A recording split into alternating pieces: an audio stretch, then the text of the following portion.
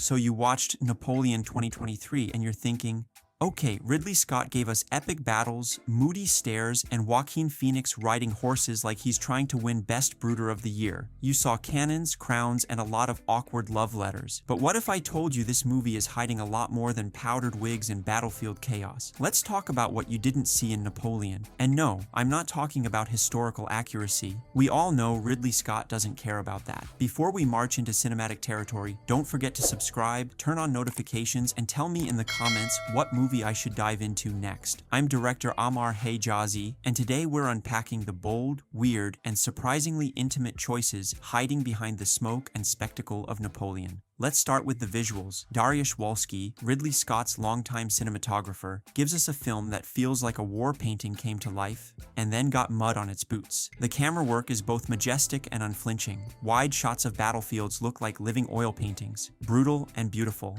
But then, Ridley throws in handheld close-ups, almost documentary style, to remind you, yeah, this wasn't glamorous, it was hell. Notice how cold everything looks. The lighting is naturalistic. Gray skies, candlelight, overcast fields. It's a visual language of decay and ambition. Napoleon's world is never warm. Even at his most powerful, the film makes him look small within the frame. That's no accident. And those overhead shots of formations? They're not just cool military porn. They reflect how Napoleon saw the world, like a chessboard. Cold, calculated, strategic. Written by David Scarpa, the script doesn't try to make Napoleon a heroic figure. It doesn't glorify him, it examines him. The brilliance of this script is that it's not a war movie, it's a character dissection. Napoleon here is awkward, insecure, and deeply strange, and that's the point. The dialogue, often clipped, sometimes petty, occasionally hilarious. Take that "you think you're so great because you have boats" moment. It's not just a meme, it's Scarpa showing us that behind the legend was a man completely overwhelmed by his own ego. The film focuses more on his obsession with Josephine than his conquest.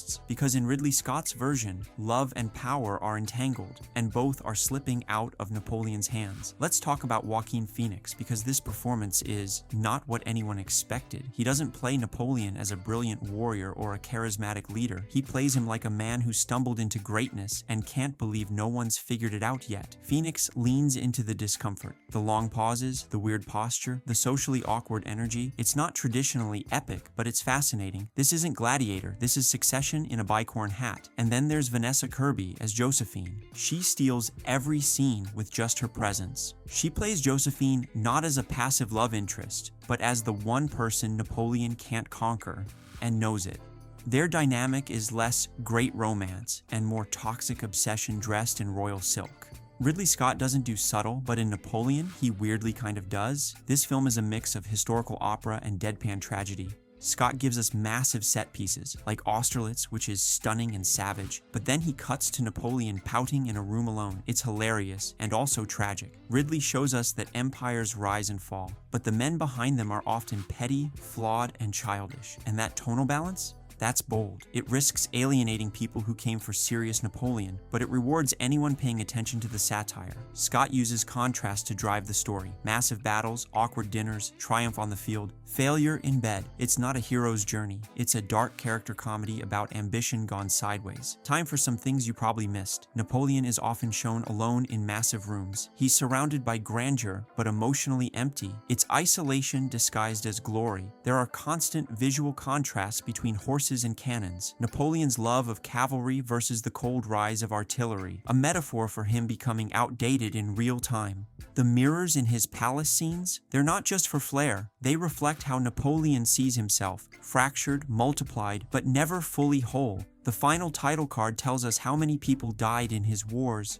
Like a punchline with body count. That's not just info, that's judgment. If this breakdown helped you see the film in a new light, hit like, subscribe, and ring that notification bell. And tell me in the comments, what movie should I dissect next? I'm director Ammar Hejazi, and I'll see you next time, where we pull back the curtain and show what history really looks like on screen.